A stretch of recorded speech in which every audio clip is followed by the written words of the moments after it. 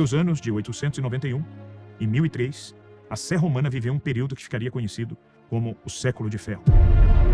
O que era para ser um trono espiritual, tornou-se um campo de batalha e alvo de disputas entre as famílias nobres da Itália e de outros países europeus. Um exemplo do quanto essas disputas acendiam os ânimos está na eleição do sucessor do Papa Gregório XI.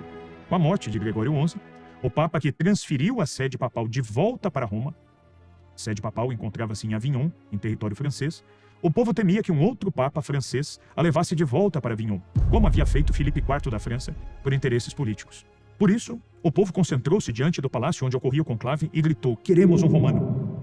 Esse grito ecoou, chegou até os cardeais. E sem saber o que fazer, os cardeais tentaram acalmar os ânimos, apresentando ao povo o velho cardeal romano, Francesco Tibaldeschi, revestido com os paramentos pontifícios apenas para acalmar a população. Quando o povo ficou satisfeito e se dispersou, o falso Papa retirou os paramentos e voltou ao seu posto de cardeal. Na realidade, a eleição ainda não tinha acontecido e a apresentação de um suposto Papa teve o efeito apenas de acalmar a população e permitir a realização de um conclave um pouco mais tranquilo. Nesse conclave, saiu eleito o Papa Urbano VI, o qual sequer era romano, mas sim um napolitano. De todo modo, o povo o aceitou muito bem.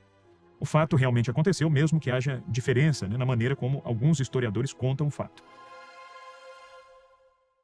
O pontificado do Papa Formoso, iniciado no ano de 891 e findo no ano de 896, foi muito difícil. Havia uma verdadeira guerra entre os moradores de Spoleto e os alemães que pretendiam governar a Itália. O Papa Formoso coroou Lamberto de Spoleto como imperador. Porém, vendo a maléfica influência de Algitrudes, a mãe de Lamberto, o Papa coroou também o alemão Arnulfo. Após a morte do Papa, provavelmente por homicídio, Agiltrudes convenceu o novo Papa Estevão VI a fazer um julgamento post-mortem de Formoso, o sínodo cadavérico. O cadáver, mumificado, foi então exumado, revestido com os paramentos pontificais e colocado num trono diante do tribunal instalado na Basílica do Latrão. Tudo isso diante de uma grande assembleia que perplexa assistia a este julgamento. O historiador Gregorovius, grande historiador dos papas, assim descreve o macabro acontecimento. Diz o historiador: o advogado do Papa Estevão, levantando-se, dirigiu-se à múmia e fez as acusações. Estevão então perguntou ao defunto: "Como foi que você, homem ambicioso, teve a coragem de usurpar o trono de São Pedro?" Um diácono, assustado e sentado ao lado do Papa morto, levantou-se e tentou defendê-lo, fazendo as vezes de advogado de defesa. Formoso foi julgado e foi condenado, sendo declarado um Papa indigno e ilegítimo, e todos os seus atos foram anulados, totalmente apagados. Inclusive as ordenações sacerdotais foram declaradas inválidas. Arrancados os paramentos do Papa, cortaram-lhe 3 dedos da mão direita, a mão com a qual Formoso abençoava o povo, e lançaram-no fora da basílica, em meio a gritos selvagens. Em seguida, jogaram o cadáver nas águas do rio Tibre. Um monge conseguiu encontrar o corpo e o sepultou.